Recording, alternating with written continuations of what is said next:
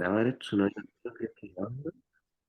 Para los que vean la grabación con posterioridad, entonces estamos viendo el Evangelio de San Juan, capítulo 6. Empezamos en el versículo 22 y estamos viendo el versículo 26, ¿ya? Entonces, repetimos, le respondió Jesús y dijo, de cierto os digo, me buscáis no porque habéis visto las señales, ¿cierto? De aquí debería haber dicho mejor, me buscas no porque entendieron bien los milagros, ¿cierto? Porque la gente lo buscaba porque no entendía cuál era el propósito por el cual Dios estaba haciendo esas señales. Dice después, sino porque comisteis el pan y os satisfacisteis, ¿cierto? Bueno, ahí el Señor discierne o entiende perfectamente eh, las verdaderas intenciones o motivos que tenían las personas en ese momento para seguirle, ¿cierto? Que en el fondo era porque habían comido y se habían satisfacido de su hambre física, Ah, ¿ya? Que es algo que se ve muchas veces en estos tiempos, ¿cierto? Muchas personas que van a las iglesias, que buscan acercarse a una congregación y lo hacen por los panes y por los peces, ¿cierto? Porque pueden obtener algún beneficio económico o porque pueden recibir alguna ayuda y no van realmente porque tengan una necesidad espiritual, ¿ya? Ahora, cuando hay una ayuda material de parte de una iglesia hacia una persona externa, es porque el Espíritu Santo lo hace sentir, ¿cierto? O porque hay un deseo de que las personas conozcan el amor de Cristo a través de esa ayuda. Pero no debemos ir, o mejor dicho, los inconversos no deberían ir a las iglesias por un tema de intereses económicos, ¿cierto? El versículo 27 dice, trabajad no por la comida que perece, esto aquí está hablando el Señor, eh, sino por la comida que a vida eterna, sino por la comida que a vida eterna permanece, ¿cierto? Eh, la cual el Hijo del Hombre os dará, ¿cierto? Bueno, cuando dice el Hijo del Hombre se refiere a Cristo, ¿cierto? Y se refiere a que Él iba a ser clavado en la cruz y que esa iba a ser la forma, digamos, en la cual el ser humano iba a recibir la salvación y la vida eterna. Después dice, porque a este marcó con su sello Dios el Padre, ¿cierto? Eh, bueno, se refiere a aquel y solo a aquel que puede ocupar ese lugar, ¿cierto? Que es el Señor Jesucristo.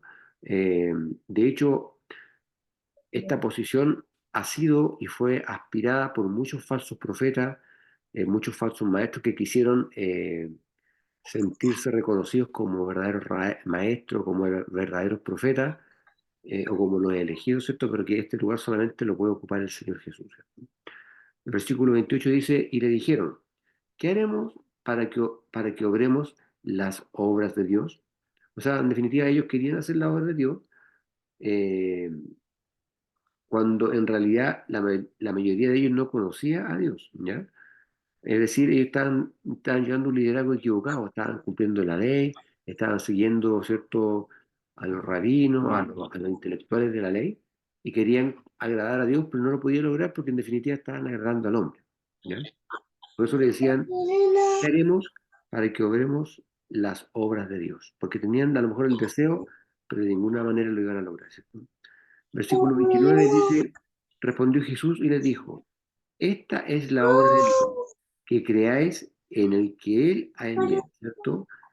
Eh, Les ofrece en definitiva a estas personas que se estaban autojustificando al decirles que no tienen fe, o mejor dicho, al decirles que si no tienen fe, de ninguna forma iban a agradar al Señor, ¿cierto? Porque trataban de autojustificarse con la ley, las obras que ellos hacían, pero la única forma de agradar a Dios es por medio de la fe, ¿cierto? Eh, Porque la gran obra que Dios requiere de cada uno de nosotros después de que le aceptamos como nuestro Salvador, es que nosotros tengamos fe en su amado Hijo, ¿cierto? En el Hijo que Él mandó a morir en la cruz del Calvario por cada uno de nosotros, ¿ya? Eh, las obras que nosotros hagamos, por más piadosas que sean, por más monumentales, por mucho que desembolsemos esto en nuestros bolsillos, no tienen ningún valor si nuestra primera obra es tener fe en Jesucristo y en la obra redentora que hizo en la cruz. Nosotros este domingo, ¿cierto? El amor de Cristo nos mueve a entregar regalitos, ¿cierto? Algunos niños por ahí que están en unos hogares cerca de la sede donde estamos haciendo los cultos, pero esos son actos, por supuesto, de piedad, de misericordia, de amor, pero que en ningún momento van a ser más importantes que el acto que nosotros tengamos de fe respecto al Señor.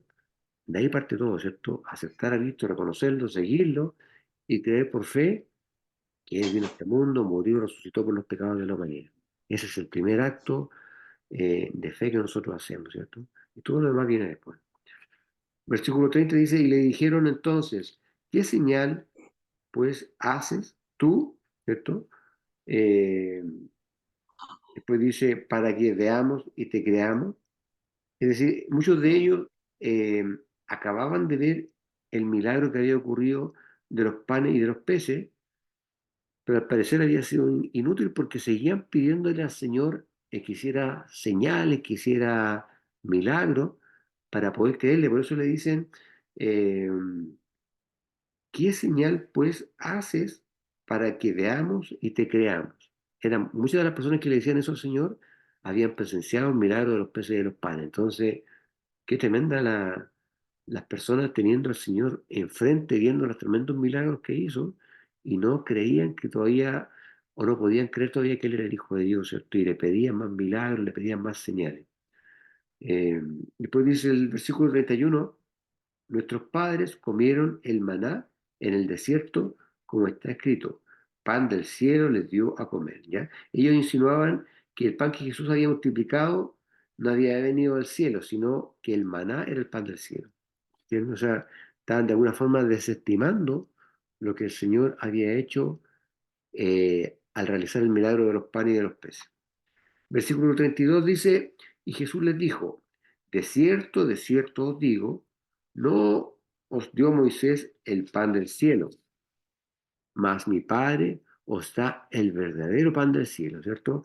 Él quería eh, que quitaran su atención, ¿cierto? En ese pan, ¿cierto? Perecedero, ese pan que se descompone, ese pan que se echa a perder, y que pusieran su atención en el pan verdadero, ¿cierto? O sea, es decir, que pusieran su atención en él mismo como el pan de vida, ¿cierto? Como el pan de vida, como el pan de salvación, y no en el pan en el cual le hablaba a las personas del pan que le había entregado Moisés en el desierto, que también provenía del cielo, también lo había mandado el Señor, el maná. Pero ellos se lo atribuían a Moisés, ¿cierto? Y estaban buscando ese pan físico, ese pan que se echa a perder. Y el Señor les insistía que tenían que buscarlo a él, ¿cierto? Porque él era el pan de vida. Por eso hablábamos de que este capítulo, desde el versículo 22 en adelante, se llama, o se le puede llamar, el pan de vida, ¿cierto? No nos olvidemos nunca, hermano, que todos los títulos que tienen las Biblias, las traducciones, son puestos precisamente en las traducciones que se han ido realizando a través del tiempo. Pero si usted se va al hebreo original, en el cual fue escrito la Biblia no tiene títulos, ¿ya? Sino que tampoco tiene versículos. Lo que se hizo al poner los versículos y los títulos es para irle dando un orden, para que uno no se pierda cuando la va leyendo.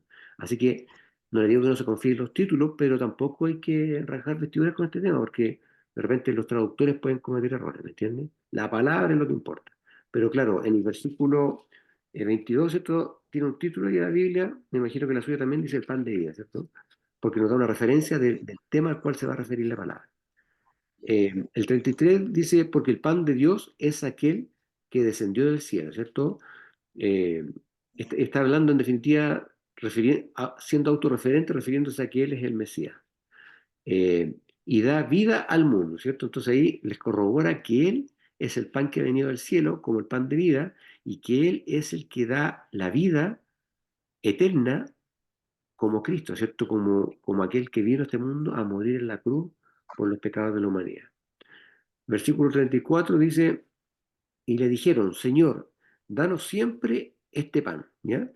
Eh, Versículo 35, y Jesús les dijo, yo soy el pan de vida, ¿cierto? Eh, el que a mí viene nunca tendrá hambre. Se refiere al hambre espiritual, ¿cierto? No se refiere al hambre física. Y aquí volvemos a lo que va a pasar el domingo. Nosotros vamos a traer un regalo, pero no vamos a satisfacer las necesidades de los chicos, a lo mejor, ¿cierto? De los niños, pero sí le estamos entregando una señal de esperanza, de que hay un Dios, ¿cierto?, que mueve el corazón de las personas a misericordia, a acercarse a ellos y a darle una palabra de aliento, a conversarle, a entregarle un regalito, ¿cierto? Porque hay muchas familias que está tan mal la situación en este tiempo que a lo mejor no van a tener ni para comprarle un regalo a los chicos. Así que por eso dice el Señor, el que a mí viene nunca tendrá hambre, se refiere al hambre espiritual, ¿cierto?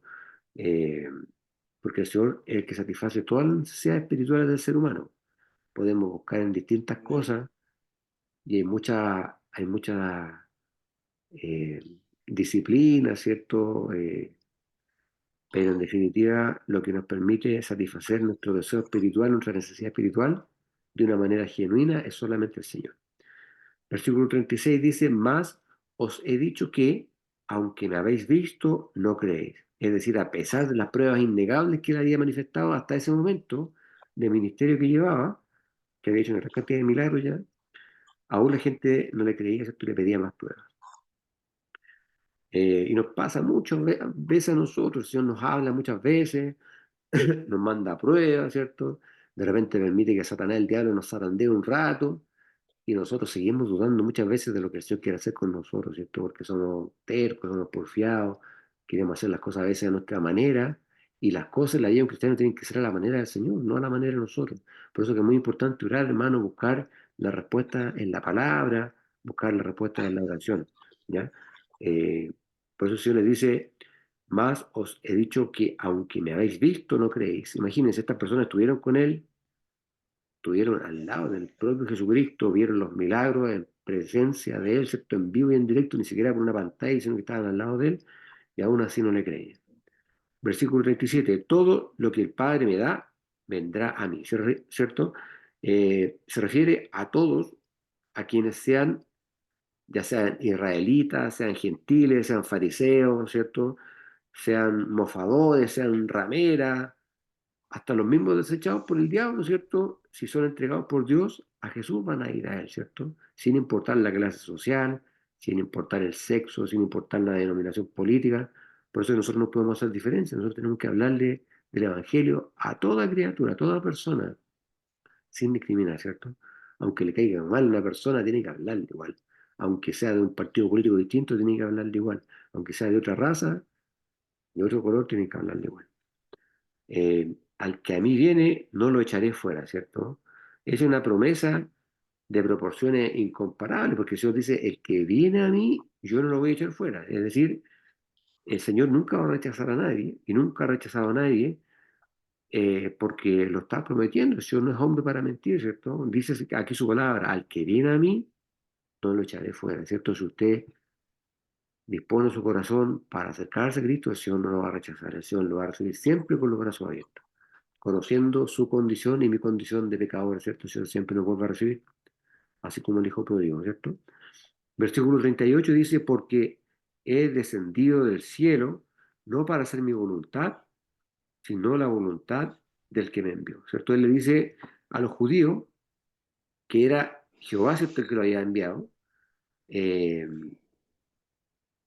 y le da esa consistencia, porque en ese tiempo no había una concepción clara de lo que era la Trinidad, ¿cierto? De poder entender ese concepto de que es un Dios en tres personas, ¿cierto? El Padre, el Hijo y el Espíritu Santo. Ellos creían en un Dios todopoderoso y en un Mesías y no entendían nada del Espíritu Santo, pero ahí el Señor les empieza a aclarar esa parte, ¿cierto?, de la palabra. Cuando les dice, no para hacer mi voluntad, sino la voluntad del que me envió. Versículo 39 dice, y esta es la voluntad del que me envió, del Padre, ¿cierto? Que todo lo que Él me diere, no pierda de ello, sino que lo resucitaré en el día posterior. Es decir, se refiere a la resurrección venidera, ¿cierto? Es decir, cuando todos los creyentes vamos a llegar a tener todos los beneficios de la cruz, ¿cierto? Lo que hizo el Señor en la cruz es como un cheque a fecha, por decirlo de alguna manera, para que me entienda bien, ¿cierto? Es una inversión que nosotros hicimos al aceptar a Cristo como nuestro Salvador, porque desde el momento que nosotros lo aceptamos de una manera genuina, tenemos esa salvación asegurada, ¿cierto? Cuando el Señor venga por nuestra vida, ya sea que venga antes o que nos vayamos con Él en el rapto, nosotros tenemos esa bendición de que vamos a disfrutar de una vida eterna en su presencia, ¿cierto? Es una garantía de parte del Señor. Por eso dice que todo lo que me diere, ¿cierto? Todos sus hijos que van a ser entregados por el Señor a Jesús, todo lo que Él me diere, no pierda de ello, sino que lo resucite en el día posterior. Es decir, todos los que hemos sido entregados, ¿cierto?, al Señor, vamos a resucitar en el día posterior. A eso se refiere el Señor. Versículo 40 dice, y esta es la voluntad del que me ha enviado, ¿cierto? Que todo aquel que ve al Hijo y cree en Él, que tenga vida eterna. ¿Ya? O sea, hay que ver o entender al Señor Jesucristo, que se refiere a lo que Él hizo en la cruz, ¿cierto? No que uno lo vaya a ver físicamente, porque nosotros sabemos que nadie ha visto al Señor. eh, Se refiere, ¿cierto?, a entender y a conocer y a aceptar lo que el Señor hizo en la cruz y, por supuesto, creer en Él, ¿cierto? Creer que Él existió, que hizo sus milagros, que murió, que resucitó al tercer día, etcétera, etcétera. Usted conoce bien la palabra, ¿cierto? Eh, a eso se refiere fundamentalmente. Y después dice, y lo resucitaré en el día posterior, ¿cierto? Una resurrección completamente garantizada. Eh, Seguimos con el versículo 41, ¿cierto? Para los que se incorporaron hace poquito, estamos en San Juan, capítulo 6, y ahora vamos a ver el versículo 41. Dice, murmuraban entonces de él los judíos, ¿cierto? Eh, bueno, en ese caso, en ese tiempo, digamos, la queja, el hecho de quejarse, era uno de los grandes pecados del pueblo de Israel, ¿ya? Que de alguna manera indicaba una cierta rebeldía en contra de Dios. Esto ya el diablo de alguna manera estaba preparando los corazones para que los judíos no recibieran a Jesucristo, ¿cierto? Esto está bien explicado en Éxodo 16, del 7 al 9, hay un ejemplo claro de lo que yo le estoy diciendo, y en Números 11:1, ¿ya? Y después dice, porque había dicho, yo soy el pan que descendió del cielo, ¿ya? Es decir, los judíos no malentendieron su sentido, sino que ellos entendieron perfectamente lo que el Señor estaba diciendo, pero simplemente estaban en una condición de rebeldía, ¿cierto? O sea, ya sus corazones estaban entenebrecidos y no querían eh, dar a conocer que estaban entendiendo lo que el Señor les decía, porque era una forma, ¿cierto?, de justificarse de alguna manera, para no creer, ¿cierto?, que ese hombre que estaba frente a ellos era el Hijo de Dios. Versículo 42 dice, y decían, ¿no es cierto Jesús? ¿No es este Jesús el hijo de José, cuyo padre y madre nosotros conocemos? O sea, ellos en definitiva, al señalar esta frase, estaban negando la encarnación de Jesucristo, ¿ya? Eh, a pesar de que el Señor cumplió cada uno de los requisitos que estaban establecidos en las profecías, ¿cierto? Para que cualquier estudioso de la ley pudiese comprender y pudiera creer que él realmente era el que había de ser enviado por el Señor y que iban a ser de una virgen, concebido por el Espíritu Santo, ¿cierto? En tal lugar, en tal fecha, etcétera, ¿cierto? Pero decían, ¿no es este Jesús el hijo de José, cuyo padre y madre nosotros conocemos? Es decir, decían, de alguna manera lo estaban desacreditando, que decían, pero si este es el hijo de María y José, el carpintero, ¿cierto? Y la mujer. Entonces, como trataban de bajarle el perfil a la figura del Señor, ¿cierto? Sin perjuicio de que, como les decía, el Señor había cumplido con cada una de las señales que había hablado la palabra respecto a las características que iba a tener el Mesías, ¿cierto? Después dice, ¿cómo pues, dice este, del cielo he descendido? Es decir, la incredulidad eh, hace dudar respecto a todas las cosas y les impide, ¿cierto?, entender la verdad. Porque decían, si nació de María y de José, ¿cómo es posible que él diga que viene del cielo? Entonces no podían entender, no cabía en su cabecita que este pudiera ser el Hijo de Dios, ¿cierto? Si había nacido de José y María, no lo podían entender. Después dice el versículo 43, y Jesús, bueno, y en este tiempo hay mucha gente que todavía no lo entiende tampoco, ¿cierto? Y que no lo cree, pero el Espíritu Santo nos da discernimiento, ¿cierto? Versículo 43 dice, y Jesús respondió y les dijo, no murmuréis entre vosotros, ¿cierto? Eh, 44, ninguno puede venir a mí si el Padre que me envió no lo atrae, ¿cierto? Es decir, que toda la iniciativa, mire, esto es súper importante que usted lo entiende, se lo voy a leer de nuevo, 44, ninguno puede venir a mí si el Padre que me envió no lo trae, no lo atrae, perdón. Y aquí entramos en un tema bien álgido porque hay una división doctrinal, algunos dicen que estamos predestinados y otros dicen que no estamos predestinados. Y otros dicen que sí. Y aquí está clarito, dice, ninguno puede venir a mí si el Padre que me envió no lo atrae. ¿Quién es lo que nos está diciendo? Que la iniciativa para que usted y para que yo seamos salvos no es de nosotros. No elegimos nosotros, sino que el Señor nos elige desde antes de la fundación del mundo para que nosotros seamos salvos. Ahora, la decisión es nuestra, por supuesto, porque si no seríamos robots, ¿cierto? Pero el Señor sabe cuál iba a ser su decisión.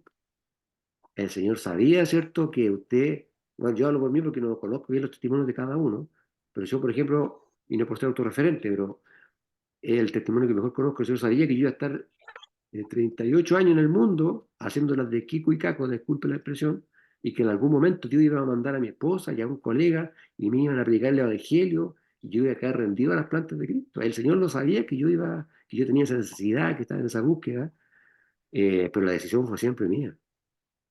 Entonces, pero hay una predestinación. Dios sabía que iba a haber un día y una hora en la cual se me iba a acabar el recreo y el Señor iba a mandar ciertos dos instrumentos a predicarme la palabra y yo iba a caer, pero redondito en su planta. Entonces, y aquí está, ¿cierto?, la clave de la predestinación. El versículo 44, ninguno puede venir a mí, dice Jesús, si el Padre que me envió no lo atrae, ¿cierto? Es decir, toda la iniciativa de su salvación y de la mía proviene de parte del Señor. Y no puede ser de otra manera porque Dios es omnisciente, es omnipotente, omnipresente, es un ser completamente superior, tiene todo bajo control. No podía ser de otra manera. No puede ser que sea su decisión ni la mía ser salvo. Es completamente la decisión del Señor. Eh, Ahora somos todos pecadores y Dios nos da esa opción de arrepentirnos y de elegir, ¿cierto? Ahora dice después, y yo lo resucitaré en el día posterior. Ahí nos da esa seguridad, ¿cierto? No obstante que hay una predestinación, no obstante que la decisión es nuestra, pero que Dios ya la sabía, después que nosotros le aceptamos de una manera genuina, el Señor nos garantiza en este mismo versículo que vamos a ser resucitados en el día posterior, cuando Cristo venga nuevamente, ¿cierto?, a levantar a su iglesia. Eh, y solamente Jesús es el que puede hacer eso, ¿cierto? Lo de resucitar, ¿no es cierto? Versículo 45 dice, escrito está en los profetas y serán todos enseñados de Dios. ¿Ya? Esta frase usted la puede encontrar con más detalle en Isaías 54, versículo 13. Se refiere, ahí especifica más este tema y lo relata mucho antes, ¿cierto?, de que Juan escribiera este evangelio, porque lo habla, ¿cierto?, en el libro de Isaías, y ahí habla de que Dios atrae a los pecadores a Cristo eh, por medio de una atracción espiritual, por medio de una operación, por llamarlo de alguna manera, una operación espiritual que corresponde, ¿cierto?, al deseo que tiene el Señor de que todas las personas lleguen al conocimiento de su palabra, ¿cierto?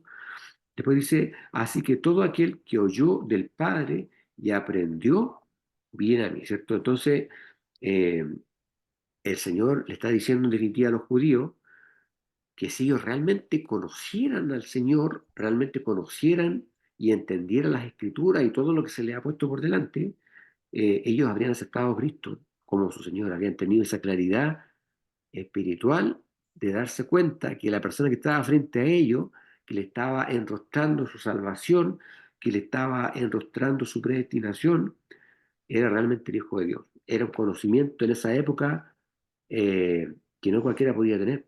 Y él se lo estaba enrostrando y ellos aún así seguían dudando de que él fuera el Mesías, el elegido, el Hijo de Dios.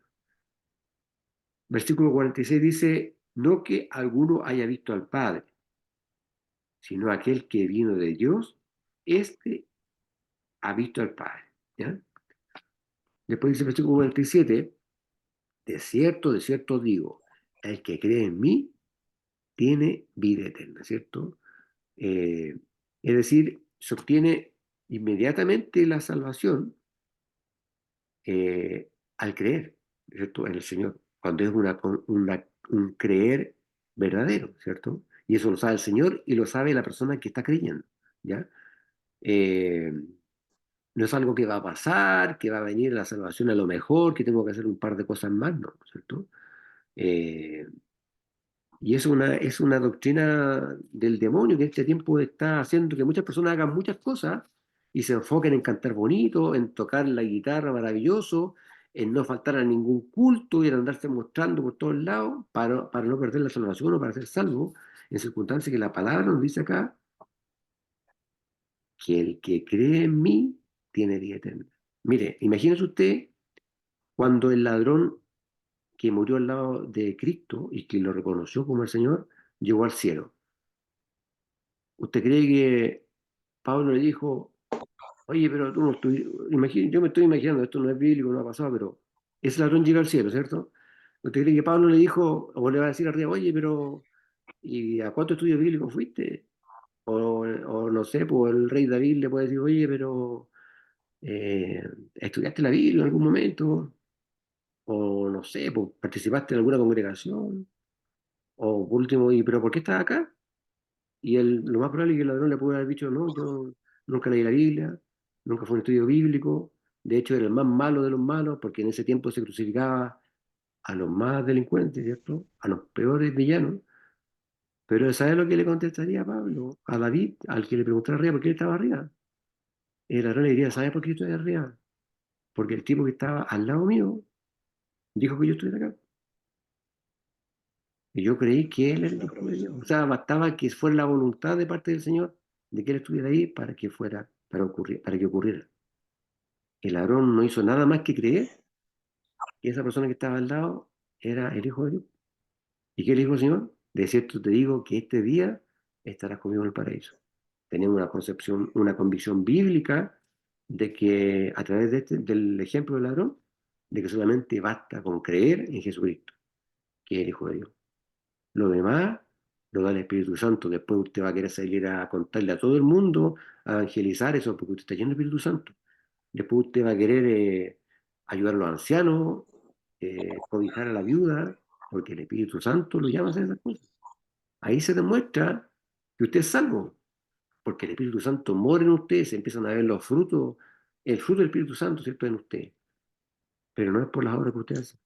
Todo lo que usted haga es producto de que usted ha sido transformado en una nueva criatura y siente ese deseo de ayudar, de ofrendar, de levantar obras, etcétera, de ayudar a las personas, de hablarles de Cristo, etcétera, etcétera, etcétera.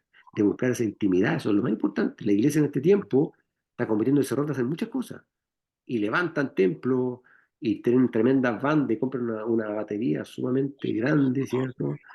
Y hacen convenciones y compran Biblia, pero pierden lo más importante que es tener la intimidad con el Señor. Ese es el punto de inicio de todo buen cristiano, tener intimidad con el Señor, orar a diario, de ayunar, ojalá, ¿cierto?, levantarse temprano, en esos horarios en los cuales pareciera que no pasara nada, pero pasan muchas cosas espiritualmente hablando, de madrugada, ¿cierto? Cuesta harto porque la caña nos tira, ¿cierto?, a descansar, a dormir, ¿cierto? Pero hay que intentarlo, hermano, es rico, es rico levantarse de madrugada y hablar con el Señor. Es una experiencia maravillosa, si usted no lo hace, yo se lo recomiendo. Es muy edificante. Dios habla de otra manera, siento yo, cuando uno se despierta de madrugada. Pero bueno, con la ayuda del Señor, ¿cierto?, lo podemos hacer. Bien, vamos a quedar hasta acá. Eh, Me perdí donde quedamos. Un 45. segundo. ¿Alguien se acuerda cuál era el último versículo? Es que no alcancé a notarlo. Pueden aprender bien a mí en el 45. El 45. Aquí vamos a quedar entonces, en el 45. Porque se nos va a acabar esto, me quedan 2 minutos. ¿Ya? 45. eh, Tenemos un tema de la convivencia. Eh, Voy a estar mandando por WhatsApp el nombre de los niños, pero creo que ya está todo clarito, ¿cierto? La niña Sumara, a ver, terminemos esto primero, voy a finalizar la grabación.